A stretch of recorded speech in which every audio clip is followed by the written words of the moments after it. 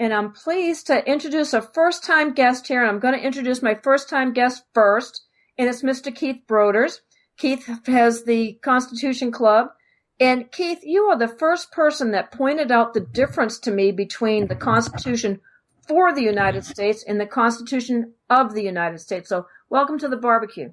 Well, thank you very much, Patricia. Okay, and I want to introduce you to Mr. Thomas Maddux. He's from Texas. He is a state Texas national from the great nation of Texas. Thomas, welcome back. Hi there. And Mr. Thanks. Joseph Rorie, also a state national in the great country of South Carolina. Joseph, thanks for being here tonight. It's late for you too. Yes, glad to be here. I'm glad I got night owl friends. This is wonderful. I'll be in bed. You know, we get over at 9. I'll be in bed by 9:30 probably. So Keith, you have some things, and we're going to let you talk about this. So, because you have an idea about the House of Representatives. Do you want to go ahead and roll that out for us? Yes, let's turn the clock back to the time of the American Revolution. Okay. And I'll ask the other two guests on the line to answer this question. What was the reason why the colonists decided that they were willing to go to war against the most powerful nation in the world? What was the thing that prompted them to do this? Oh, government tyranny, I'll say. Anyone else? Well, there was a handful of things. I don't know which one you're voting as far as a major.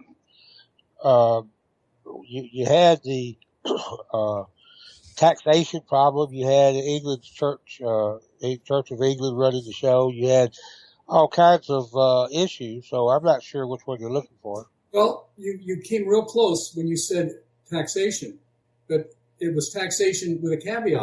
Taxation without representation. That was the American colonies were about 3,000 miles away from Great Britain. Great Britain had a king and a parliament, and all the people who lived in Great Britain were British citizens, and they were subject to the crown, and they had certain rights that were granted to them through the Magna Carta. Well, the colonists were also citizens of the British Empire, and they were entitled to the same rights as the people on the other side of the pond.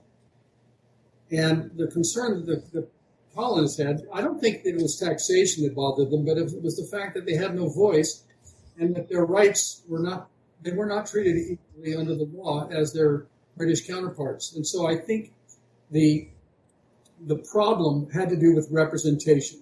The voice of the American colonists were not heard. So I think that was probably the greatest reason. Now, when the Constitutional Convention convened, there were two groups of people. There were the Federalists, and then there were the Pat Aiken group, which was called the Anti-Federalists. Well, we have a little disagreement on that so far, Keith, because Federalists meant something different back then, right, Joseph? Yeah, the term federal was something else. The Federalists are really anti-Federalists. They basically twisted the words around. A Federalist is someone who believes in a government where the power is divided between the cities, the counties, the states, and the central government. That's a federal government. At least that's the way I see it. Okay, so are we all clear? Are we all clear here so far? We good? Okay, so basically, what happened when the two parties, those who had favored the Constitution and those who were opposed to it, when they started arguing back and forth, it was decided that in order for the Constitution to have any chance to be ratified by the states, there needed to be a Bill of Rights added. Well, there were 12 amendments that were proposed. There were 12 amendments that went to Congress. Congress passed 12 amendments. Those amendments, though, had to be ratified by 3/4 of the states. There were 15 states at that time, so the Bill of Rights, as we know it today, all had to be ratified by 12 out of 15 states. Two of those amendments, the actually proposed First Amendment and the proposed Second Amendment, both failed. The Second Amendment was not about guns. It was about compensation of elected officials. The amendment basically said that when elected officials vote for a pay raise, that pay raise would not be paid to them until after the next election. Well, that amendment fell short, and it was basically in the closet waiting for over 200 years, or almost 200 years. I think it was 1983 that the amendment was passed, and the originally proposed Second Amendment became what's known as the 27th Amendment. Well, the First Amendment is first for a reason. The First Amendment was the amendment that basically had to do with the representation in the House of Representatives. It was very important in fact, George Washington only spoke up on one occasion in regards to the Bill of Rights. And basically what the First Amendment said is that congressional or members of the House of Representatives will have a constituency not to exceed 30,000. 30,000 people is the most people who could be represented by one representative. Then they said as soon as the House of Representatives grows to a total of 100 members, we're going to change it to 40,000 to 1 ratio. And when there's 200 members in the House of Representatives, the ratio will be 50,000 to 1. Well, that amendment got 11 ratifications, fell 1 ratification short. When it was voted on by Congress, it received 100% support. There wasn't a single vote against it. Everyone agreed that the best way to ensure liberty in this land and to be able to prevent the elected officials from becoming abusive was to make sure that the people were well represented. After all, this was the people's house. Well, it's not the people's house today. It's the banker's house. It's the lobbyist and lawyer's house. It's the Wall Street Corporation's house. But it's not the house for we the people. Now, one of the other things that I'll just mention at this time is that the 435 men and women who were elected to Congress during the last election spent an average of $1.6 million to get elected. And that's for a job that paid, I think, $174,000 a year. That shows you how ridiculous the whole thing is. Well, I mean, who are they going to work for? Well, there's obviously a lot of compensation that isn't on the surface. We don't see it.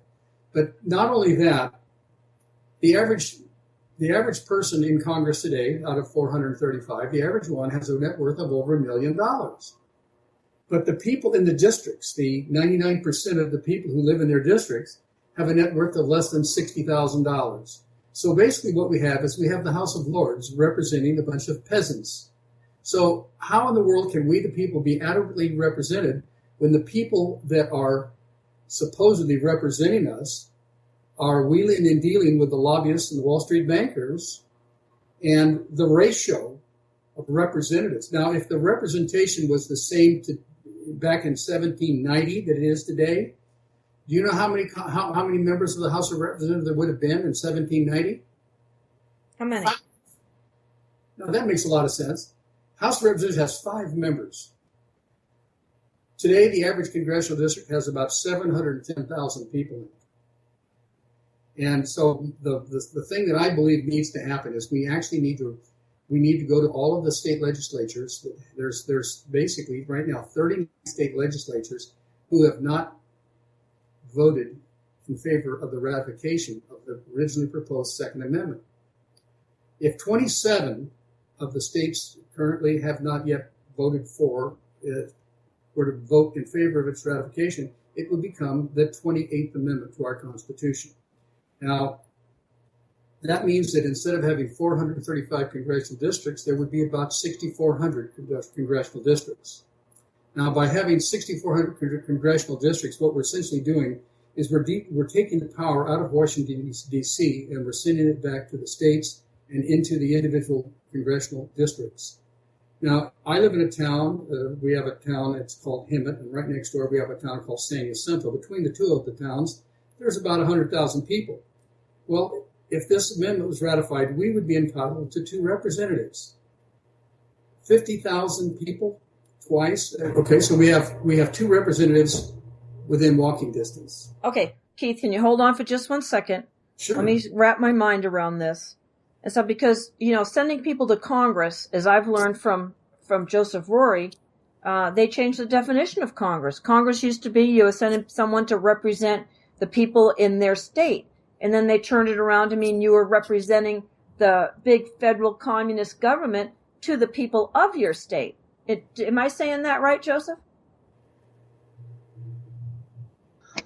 Yeah, I'm off mute. My button works half time. You hear me? Yes. All right. Yeah, the word federal had a different meaning, and when you use that term back then, you should take it as a confederacy. That's what federal would be more akin to and synonymous with than the word national. And and of course, Congress, the term Congress got changed in 1864. In 1864, the Merriam-Webster Dictionary redefined the word Congress, making a congressman to be believed as, by definition, a representative of the nation. And of course, the implication is there of the whole shebang here, versus what Congress meant in 1863 in the same dictionary, a year earlier, and of course, way before, during Noah Webster's days and so on, what a Congress was versus what a parliament person is. And we could have chose the word parliament, but we didn't. We chose to have a Congress, and the Congress is a delegate from a state or nation. So they are delegates there only. They don't represent the nation. They don't represent anything to do with the entire nation. They represent your state only. That's why each state sends them up, so that they will be represented personally through their delegation, which is a Congress. And this is what's defined in 63 back. Well, Okay. Is this an issue for you, Keith? Well, my understanding is that Congress essentially consists of two houses. The Senate is part of Congress, and the House of Representatives is part of Congress. They're just two different wings of the legislative branch of government. That's what I assumed. But here's what we're saying about this: is that these people that go to Washington, that we send to Washington, to be so-called lawmakers, I mean, they are not representing the people anymore. They're there representing the federal government back to the people. They're not representing the state, what the state wants to the federal government. They're not keeping their best interest. They're keeping the federal government's best interest. Which basically... Patricia. Yeah, okay. Maybe Thomas has a better way of saying it. Hi, Keith. This is Thomas Maddux from Texas.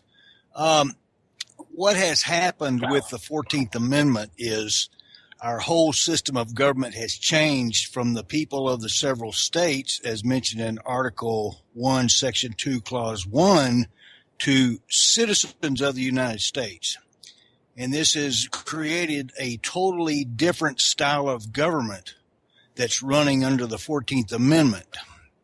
So this is not a government of, by, or for the people anymore. And I think Joseph will agree with me on this. This is a government of unlimited scope as long as the 14th Amendment citizen of the United States keeps voting it in office. Okay, so there is no voting and changing this stuff because it's all a rigged system. And I'm not saying this from belief or opinion. I've been studying this for 2 years. A little over that. Yeah, go ahead. Let me ask you this question. My understanding is the 14th Amendment, in order for the 14th Amendment to be passed, southern states had to ratify it. And many of the southern states were under martial law, of course, at that time.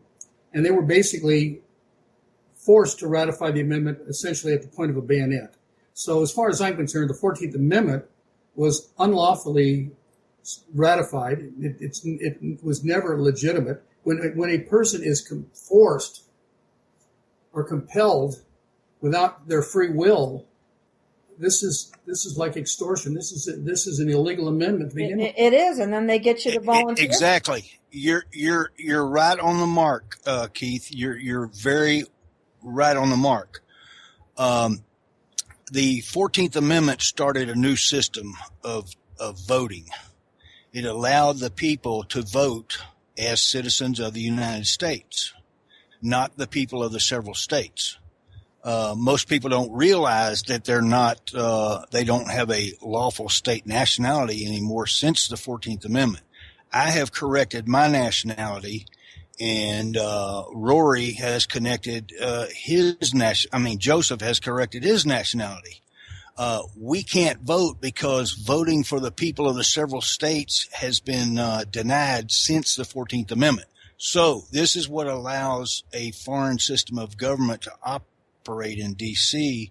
is with people voting for it.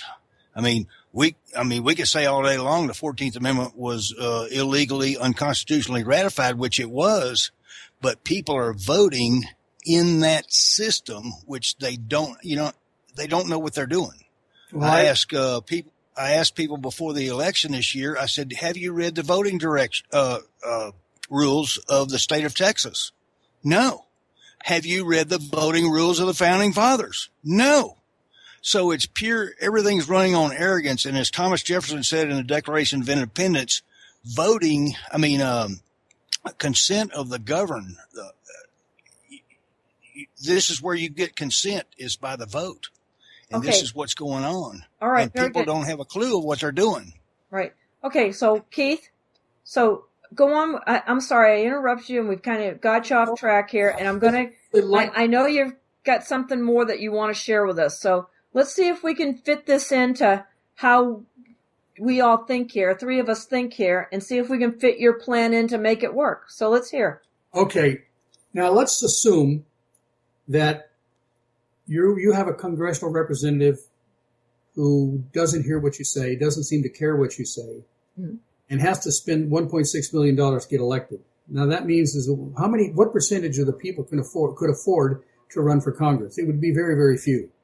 And they would all be part of the same social upper financial class. So the people are not going to be represented by a peer. They're going to be represented by a oligarch, essentially, or an aristocrat.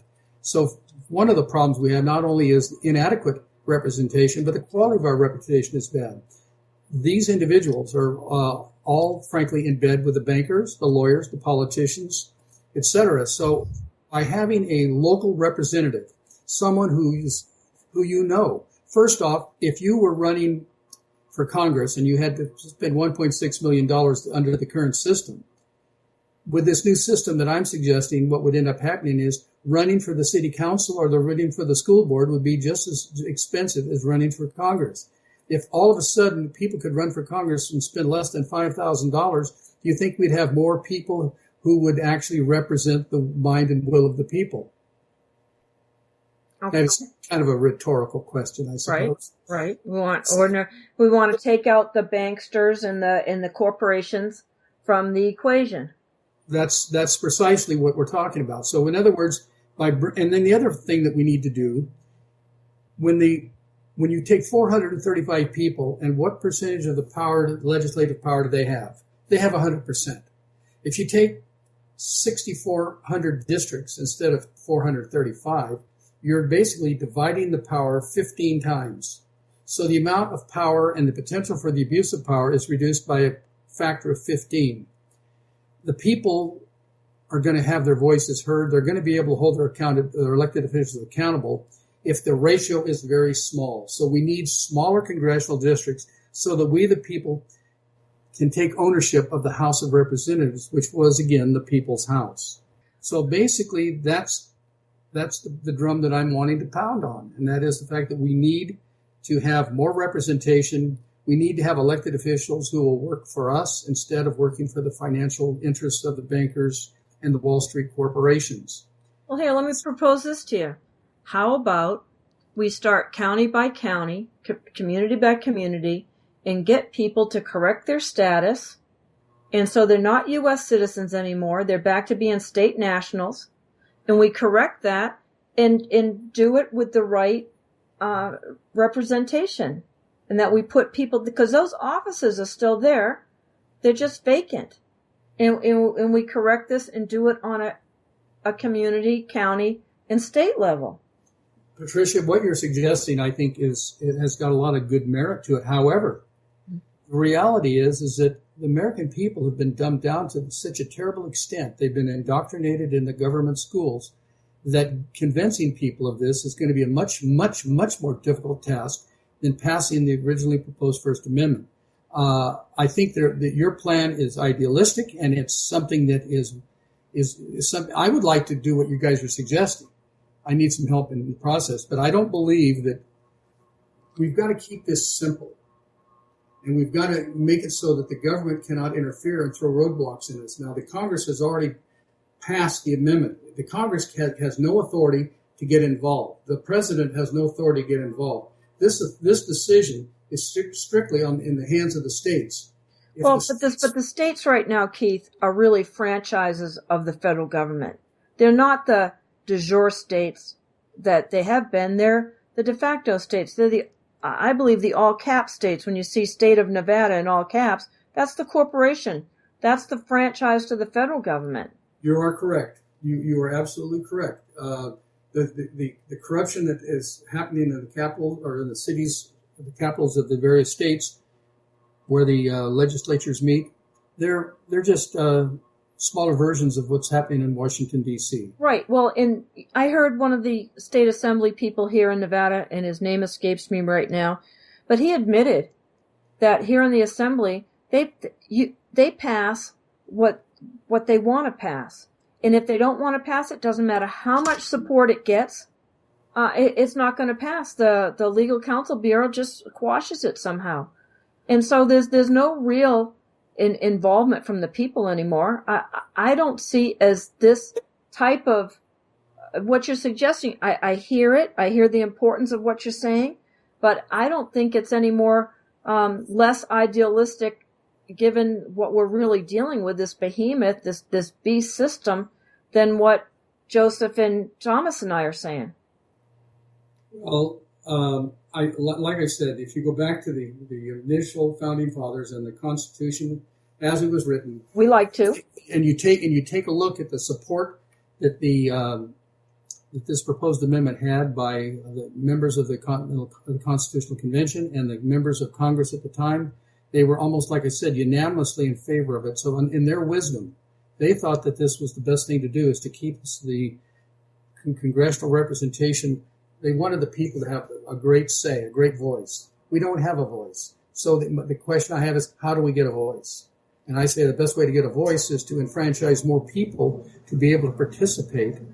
And so that's essentially what I believe is the way to go. I think your approach, I'm willing to explore that, but I didn't vote, and I haven't had a driver's license for 2 years. And I've done a lot of the things necessary to move in the direction of becoming a state national, but I haven't gone all the way. Right. But I think I think that you're more on the same page with us than some people might think. So Joseph, what do you think of this? I mean, putting more people, more representatives, having more representatives representing districts, more districts. Does that make sense to you in some way? He's muted himself. Thomas. All right. Am I here? Yeah, there you are. You're back. Don't let me know for sure whether I'm mute or not mute. Okay. I think it's the same problem either way.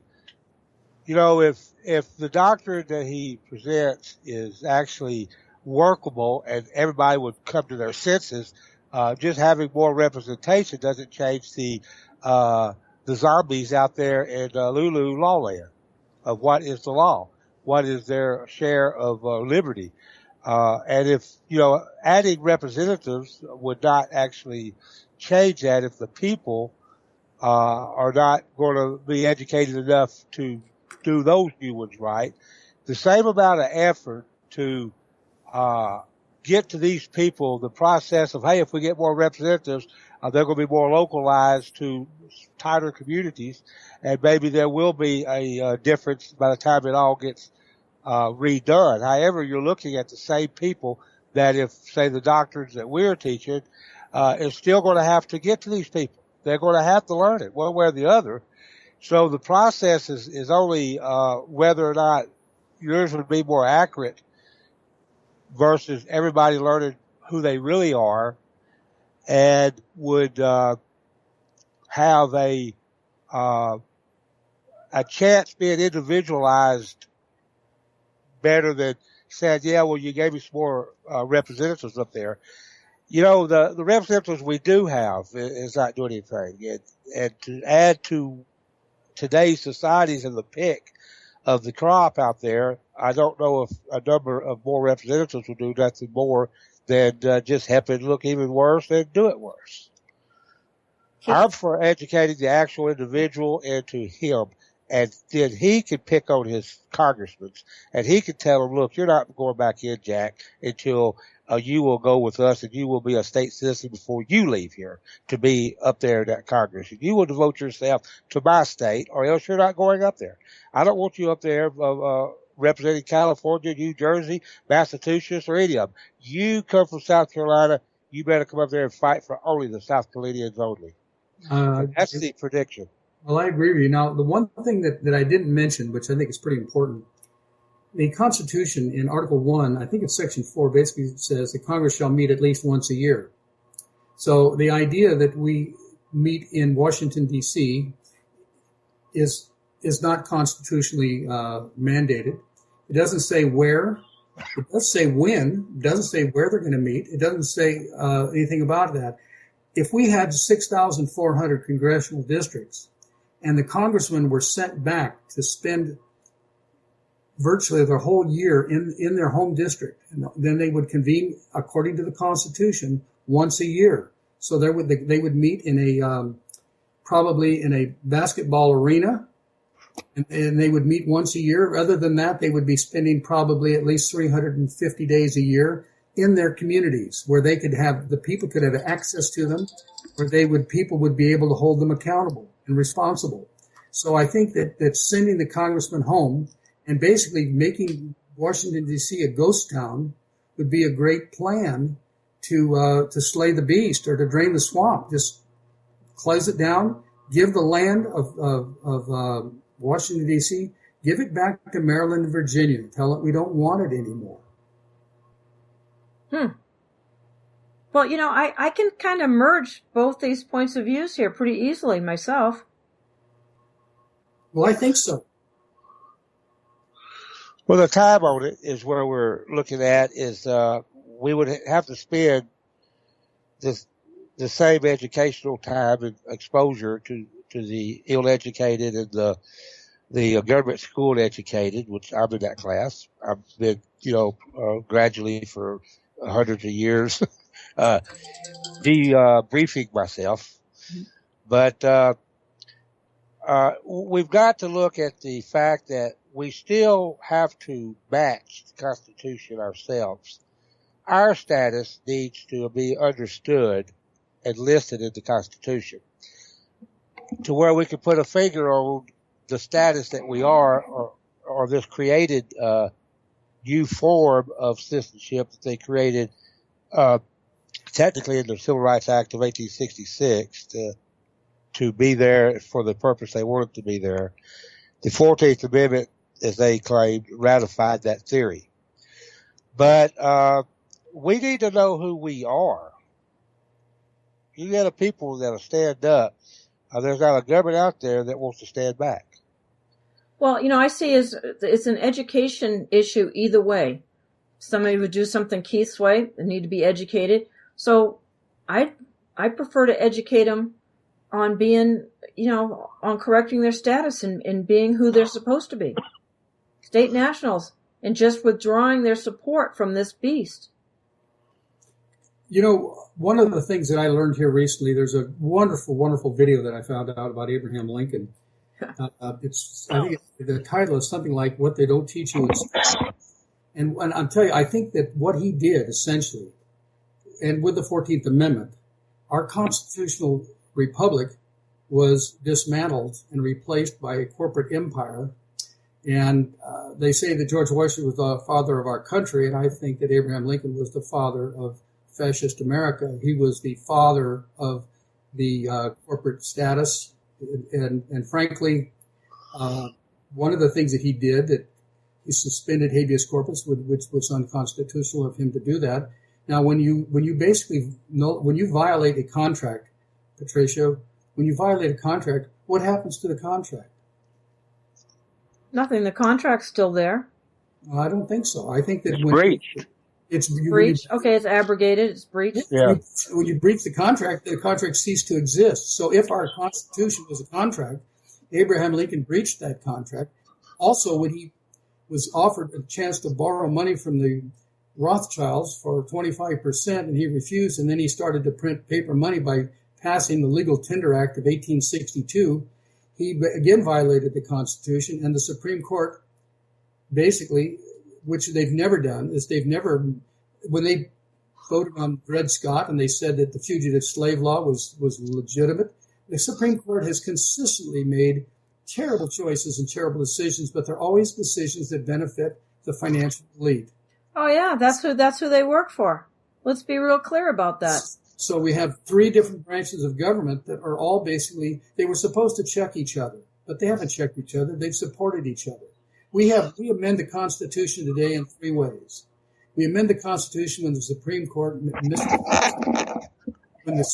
misinterprets the Constitution. That's one way. Number two, when the president issues an executive order. And number three, when Congress passes illegal legislation. So we don't have any amendments because Congress figures it's too much of a hassle. Let's just go ahead and ignore the Constitution and pass whatever we think we want. Okay, so Keith, I don't see how we're going to go from where we are today to these more representation and keeping them back in the district. I could be all for that if they'd be people of the state and not these U.S. citizens. Well, see, if the congressman was to physically stay in his state virtually year round, mm-hmm. stay in his community, what that would do is that would tend to give the states a lot more power, and it would take power away from the federal government.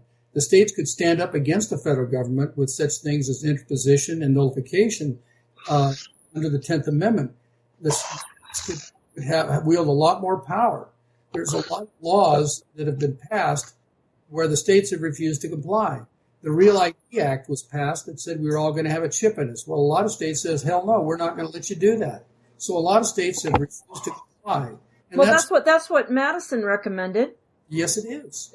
I know 46, Federalist Paper number 46, but right now, and I want to thank John for sending me an article today from the 10th Amendment Center, that Montana has a bill before it right now to let people carry in the post office, and stopping. They're just resisting whatever the federal government's telling them, and that needs to happen more.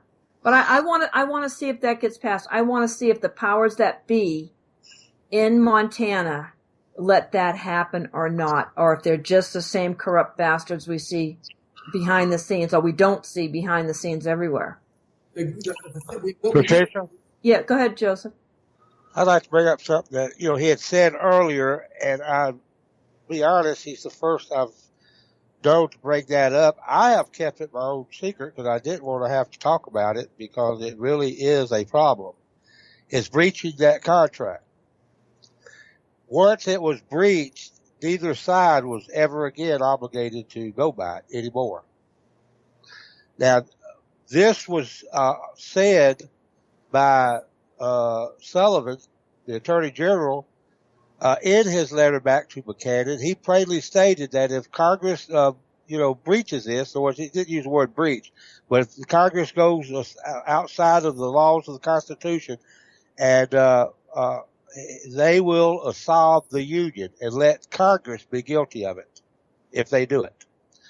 In other words, if you breach the contract, it's no longer in existence.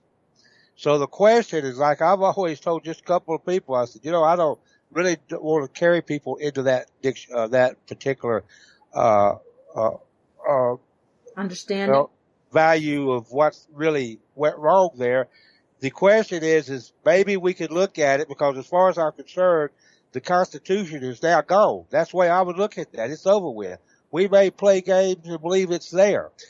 But the only thing I hold on to is the possibility that if you both try to breach it back or, patch up the little tiny things and sort of try to, by usage, maybe that contract got back together, but not the same way simply because of the violations going on.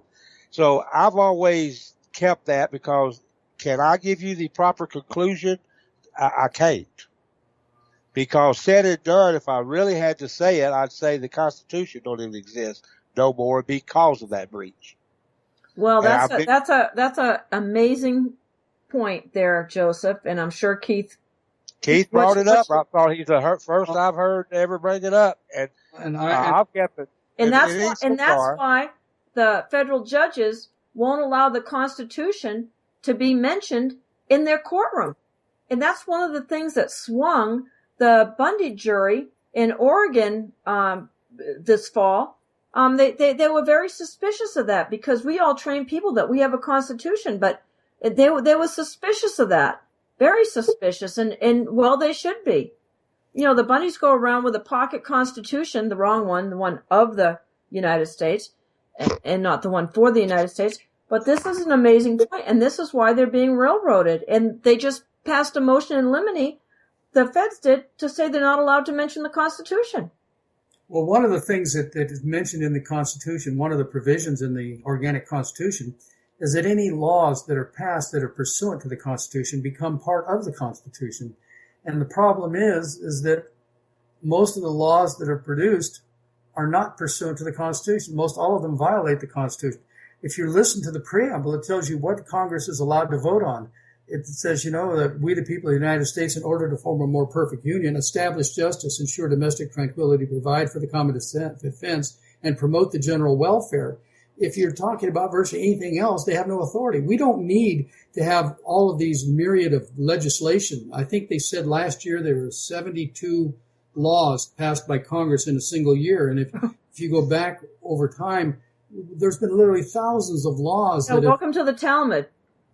Yeah, we've got thousands of laws that really are not justifiable. The Constitution clearly says under the 10th Amendment that any authority or power not granted to the federal government is reserved to the states and the people, which means that anything that's not enumerated is prohibited. That's right. They were few and enumerated. And frankly, this whole idea, let's say, for example, if you're a person who has an opinion on abortion, there's nothing in the Constitution that the word abortion is never used. Therefore, Congress and the Supreme Court have no authority to even talk about it. So consequently, the Supreme Court has no authority to do it, and the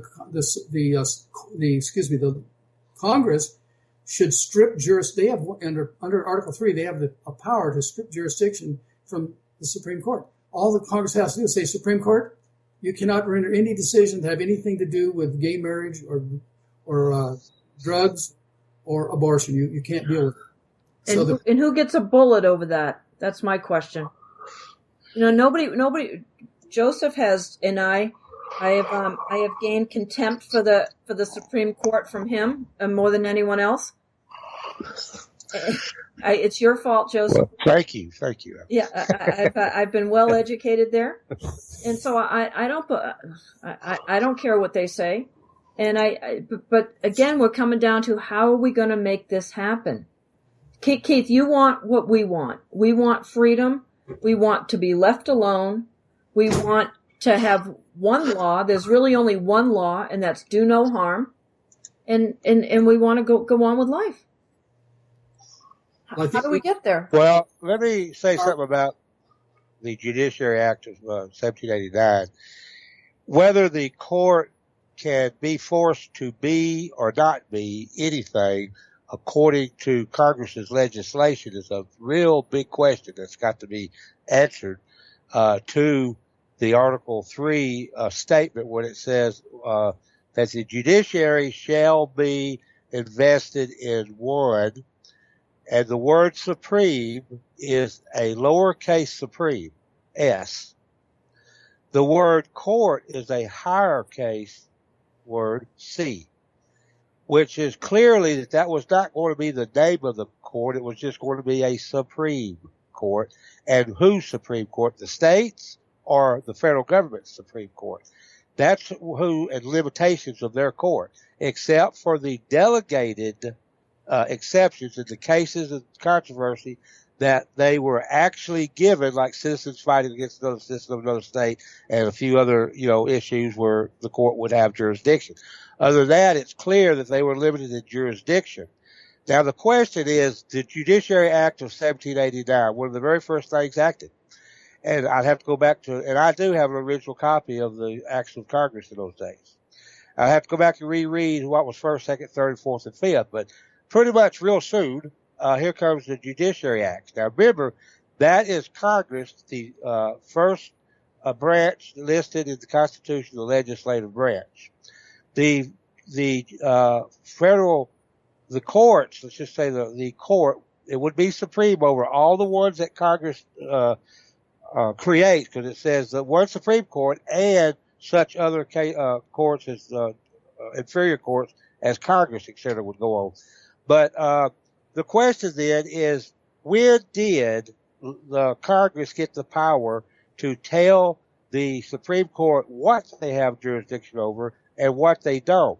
And if they do have it, I'm not going to beef against it. I'm trying to get something out here. In one hand, they're saying they got the power to tell the court what they're to do through the Judiciary Act of 1789, which is legislative. On the other hand, the Supreme Court says I can throw away every one of your laws by deciding that it's wrong and it's against the violation. And technically it would be. If Congress has the power over the court, then there is no reason for a separation or a boundary between the two. And vice versa, if the court has power over the legislation or executive for that matters. But if we can't find the proper way for each one to operate in their own sovereign sphere of jurisdiction, and see, the court self-appointed their so-called ability to make laws nullified in their opinions, etc. That's a self-appointed power. That was never in the Constitution.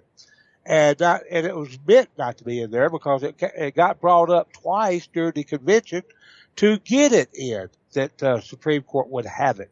But it did not make it. That's clearly proof that they don't have it. The question now is, who does have it? Should anybody have it? Well, that's a good question. Maybe all three should be able to interpret the Constitution and be stuck with the Constitution's interpretation. And with the legislatures, which is usually the closest to the people, being that they are, if they're not deceived, they're elected supposedly properly. But we know where we're at today. No one's really getting in there in that kind of a manner. But anyway, that's what I was wanting to get to before I go too long here. Okay. Is that the judiciary is not meant to be under Congress's rule, which they were not until the Milligan case.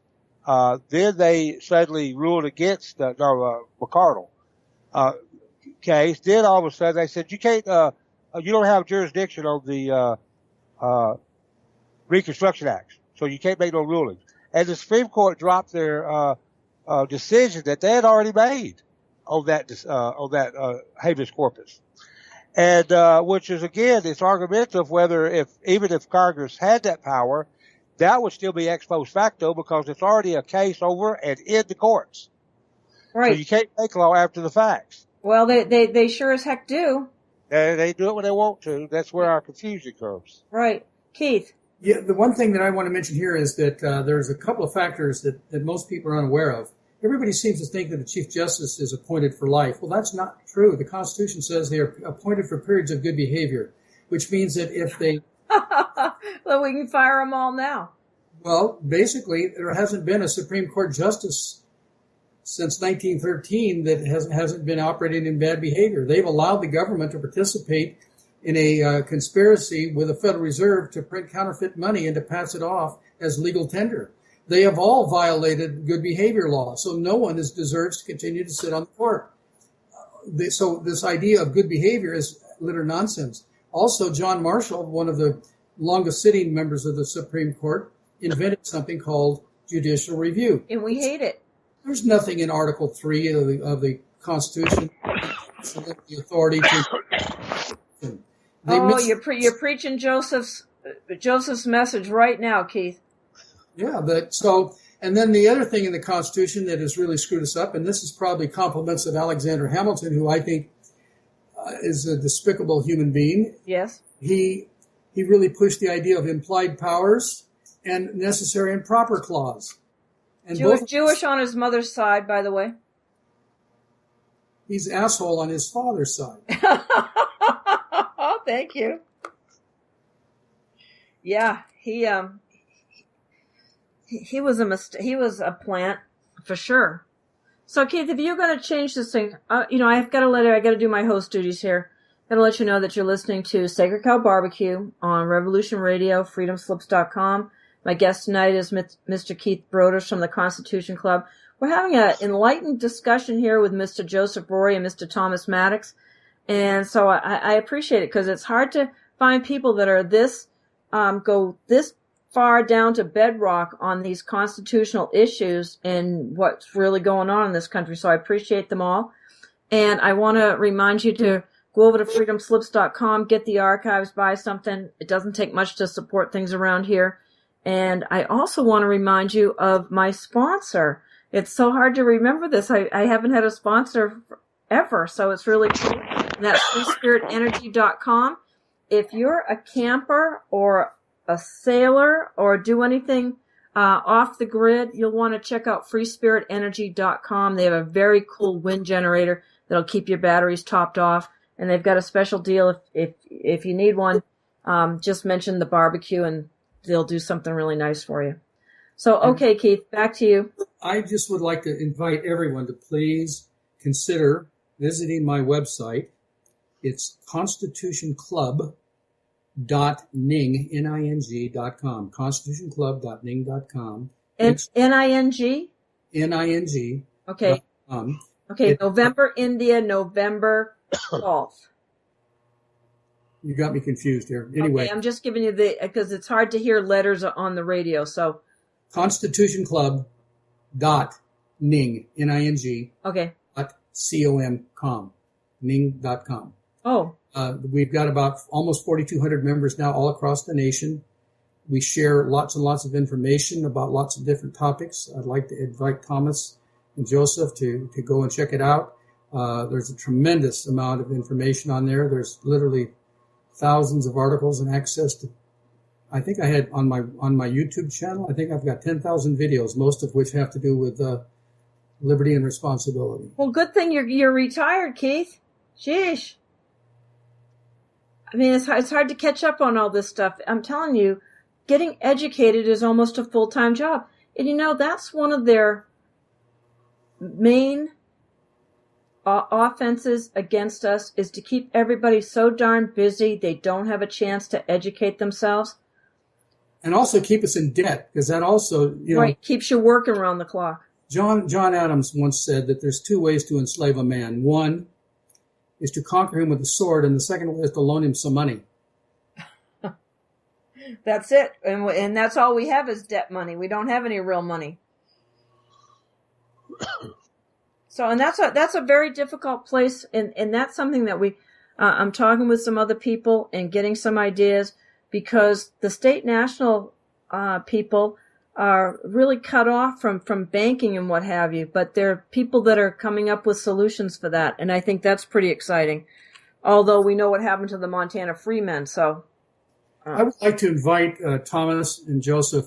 If you go to the website, you can enter, you will have access to be able to enter all of your things that you want to share about becoming a sovereign or a state national. You can post all of this stuff. And Joseph, if you want to post a lot of in-depth information and knowledge that you have on the Supreme Court, we would love to have that content added to the website. Oh, Keith, you got to have the CATS PDF.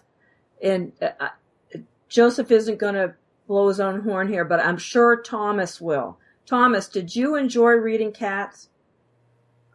I'm still reading it. Thank you. And has it been a great read so far? Yes. I'm down at about page 15, 16, 17, somewhere around there. I lost my place yesterday, but yeah, it really gets into how the 14th Amendment is illegal. Everything they've done since then is unconstitutional. Since the time of Lincoln wrote the first executive order and started dictating things. Guys, what we have to understand is the 14th Amendment is unconstitutional. That's great. And anything since then is unconstitutional. This whole government is running on unconstitutionality. It's running not as the founding fathers wrote, and like Joseph said, it's over. It's over for them. That's all we have to do is say no more. And it's a corporation. It doesn't matter what it is. They're running on unconstitutional ground. But Tom, excuse me. What I understand that Joseph just said and explained very clearly is that there is no constitution. The contract's been broken a long time ago. Exactly. That's what I was saying. And so to get over. It back, and Keith, I want to ask you this. Do we want the Constitution back, or do we want to write a new one? Well, I'll tell you something. I have a great deal of admiration for Lysander Spooner. Yes. And Lysander Spooner, one of the things he said is that in the founding document, the Declaration of Independence, it says that the government rules by our consent. I don't believe I've ever given my consent. The consent is implied. A lot of people will say that, well, if you vote, you're giving your consent. If you pay taxes, you're giving your consent. But no matter what you do, they end up interpreting it to be consent, whatever you do, But so I would suggest that anybody listening to the show that would like a real good perspective on this, look up Lysander Spooner. He basically said that the Constitution that we have today has either completely failed to do its job, or it has basically done exactly what it was supposed to do from the very get-go. If you take a look at the composition of the men who wrote the Constitution, they were a collection of very rich white property owners, highly educated, part of a unofficial aristocracy in America. Some of them Masons. Oh, yes. And when George Washington ran for president, I'm trying to remember the exact numbers here, but I think less than 1% of the people in Virginia even voted. And this is supposed to be government of the people. It was government of the rich white people. Well, you've got to be a speaker at the next Lysander Spooner University. That's Roger Roots' baby. He's an attorney that works on the Bundy cases, and you'd love it. Okay, Keith, I'm gonna get you on the slate for that next one. But the one thing about the Constitution, the Constitution can't protect us if we don't defend it. The reason the Constitution has failed, it's not so much because of the Constitution, it's because of the lack of the people's vigilance. We have been negligent, we have been apathetic. If you take a look, for example, the Constitution, when it comes to taxes, it basically said that representation and taxation shall be apportioned among the states according to their respective populations. In other words, there can be no direct tax. The federal government cannot tax individual people. They can tax states, but not people. The Constitution was written fairly simply and fairly clearly, and yet it has been misinterpreted, misconstrued, and violated time after time, and a lot of it's due to the ignorance of the people. And right. Well, that's how that they've dumbed us down and kept us ignorant. I mean, there's no excuse now, but the internet is so hosed up with disinformation and misinformation, it's hard to get the straight story out. So I appreciate your work, Keith. I know we're coming up on the end of the hour here, and so I just want you to give the constitutionclub.ning.com. Please come join me. Okay, wonderful. Thanks, Keith Broders, Joseph Rorie, Thomas Maddux. Thank you all very much. Thanks, Carl.